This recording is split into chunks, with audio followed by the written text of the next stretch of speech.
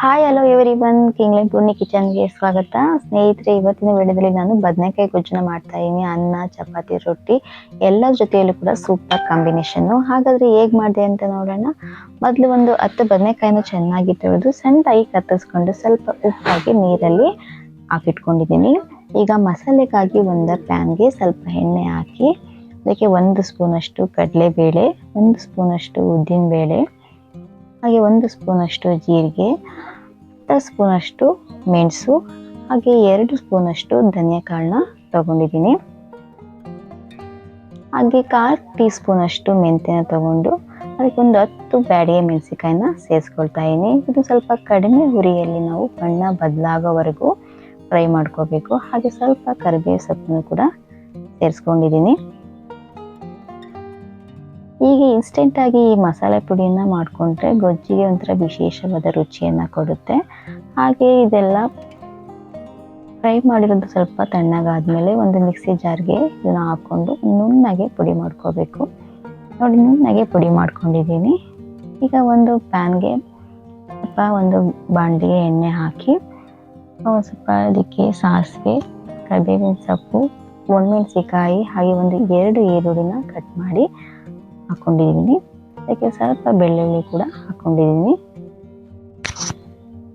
ಚೆನ್ನಾಗಿ ಫ್ರೈ ಮಾಡ್ಕೋಬೇಕು. ಈರುಳ್ಳಿ ಚೆನ್ನಾಗಿ ಫ್ರೈ ಮಾಡಾದ್ಮೇಲೆ ಅದಕ್ಕೆ ಸ್ವಲ್ಪ ಅರಳು ಉಪ್ಪನ್ನು ಸೇರಿಸಿ ಹಾಗೆ ಒಂದು ಅರ್ಧ ಟೀ ಸ್ಪೂನ್ ಅಷ್ಟು ನಾನು ಅರಿಶಿಣವನ್ನು ಸೇರಿಸ್ಕೊಂಡಿದ್ದೀನಿ. ಎಲ್ಲ ಕೂಡ ಒಂದ್ಸಲ ಮಿಕ್ಸ್ ಮಾಡಾದ್ಮೇಲೆ ಕಟ್ ಮಾಡ್ಕೊಂಡಿರುವಂತಹ ಬದನೆಕಾಯಿನ ಇದಕ್ಕೆ ಹಾಕೊಂಡಿದ್ದೀನಿ.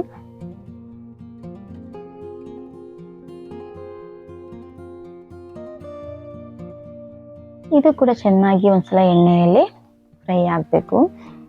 ಚೆನ್ನಾಗಿ ಒಂದ್ಸಲ ಬದನೆಕಾಯಿ ಎಲ್ಲ ಚೆನ್ನಾಗಿ ಬಾಡಿಸ್ಕೋಬೇಕು.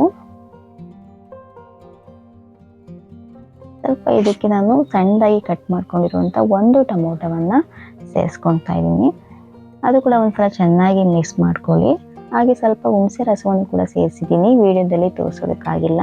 ಹಾಗೆ ಸ್ವಲ್ಪ ಬೆಲ್ಲವನ್ನು ಕೂಡ ಸೇರಿಸ್ಕೊಂಡು ಎಲ್ಲದೂ ಕೂಡ ಒಂದ್ಸಲ ಚೆನ್ನಾಗಿ ಮಿಕ್ಸ್ ಮಾಡ್ಕೊಳ್ಬೇಕು.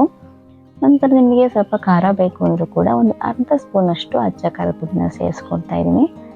ಹಾಗೆ ನಾವು ಮಸಾಲೆನ ರೆಡಿ ಮಾಡ್ಕೊಂಡಿರುವಂಥ ಪುಡಿನ 1 ಸ್ಪೂನಷ್ಟು ಸೇರಿಸ್ಕೊಳ್ತಾ ಇದ್ದೀನಿ. ಏಕೆಂದರೆ ಕೊನೆಯಲ್ಲಿ ಉಳಿದಿದ್ದನ್ನು ಸೇರಿಸ್ಕೊಳ್ತೀನಿ. ಏಕೆಂದರೆ ಬದನೆಕಾಯಿ ಸ್ವಲ್ಪ ಉಪ್ಪು, ಖಾರ, ಮಸಾಲೆ ಎಲ್ಲ ಚೆನ್ನಾಗಿ ಹಿಡಿದುಕೊಳ್ಬೇಕು. ಅದಕ್ಕೋಸ್ಕರ 1 ಸ್ಪೂನಷ್ಟು ಹಾಕಿದ್ದೀನಿ. ಹಾಗೆ ನೋಡಿ, ಒಂದು ಅರ್ಧ ಲೋಟದಷ್ಟು ನಾನು ನೀರನ್ನು ಸೇರಿಸ್ಕೊಳ್ತಾ ಇದ್ದೀನಿ. ಏಕೆಂದರೆ ಬದನೆಕಾಯಿ ಬೇಯೋದಕ್ಕೆ.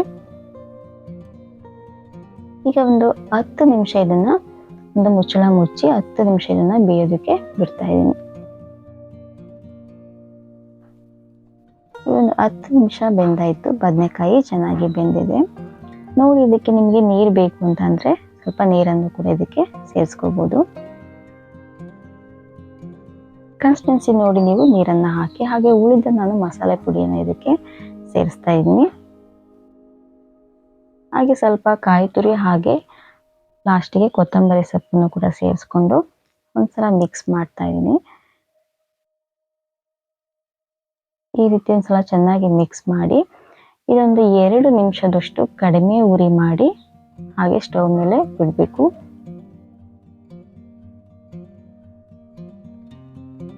ಒಂದು 2 ನಿಮಿಷ ಬಿಟ್ಟರೆ ಸಾಕು. ಬದನೆಕಾಯಿ ಗೊಜ್ಜು ರೆಡಿ ಆಯಿತು. ಇದನ್ನ ಅನ್ನದ ಜೊತೆ, ಬಿಸಿ ಬಿಸಿ ಅನ್ನದ ಜೊತೆ ತಿಂದರೆ ತುಂಬ ರುಚಿಯಾಗುತ್ತೆ. ಹಾಗೆ ರೊಟ್ಟಿ, ದೋಸೆ ಎಲ್ಲದೂ ಕೂಡ ಚೆನ್ನಾಗಿರುತ್ತೆ. ಒಂದ್ಸಲ ನೀವು ಕೂಡ ಮನೆಯಲ್ಲಿ ಟ್ರೈ ಮಾಡಿ ನೋಡಿ. ಮಸಾಲೆ ಜೊತೆಗೆ ಬದನೆಕಾಯಿ ಚೆನ್ನಾಗಿ ಬೆರೆತು ಗೊಜ್ಜು ತುಂಬ ಚೆನ್ನಾಗಿ ರೆಡಿ ಆಯಿತೆ. ಎಲ್ಲರೂ ಕೂಡ ಇಷ್ಟ ಆಗುತ್ತೆ. ನಿಮ್ಮ ಮನೆಯಲ್ಲೂ ಈ ರೀತಿ ಒಂದ್ಸಲ ಟ್ರೈ ಮಾಡಿ. ಇಷ್ಟ ಆದರೆ ಪ್ಲೀಸ್ ಕಮೆಂಟ್ ಸೆಕ್ಷನಲ್ಲಿ ತಿಳಿಸಿ ಅಂತ ಹೇಳ್ತಾ, ವಿಡಿಯೋ ಇಷ್ಟ ಆದರೆ ಪ್ಲೀಸ್ ಲೈಕ್, ಶೇರ್, ಕಮೆಂಟ್ಸ್ ಮಾಡಿ, ಸಬ್ಸ್ಕ್ರೈಬ್ ಮಾಡ್ಕೊಳೋದು ಮರಿಬೇಡಿ ಅಂತ ಹೇಳ್ತಾ ವಿಡಿಯೋನ ಇಲ್ಲಿಗೆ ಮುಗಿಸ್ತಾ ಇದ್ದೀನಿ. Thank you.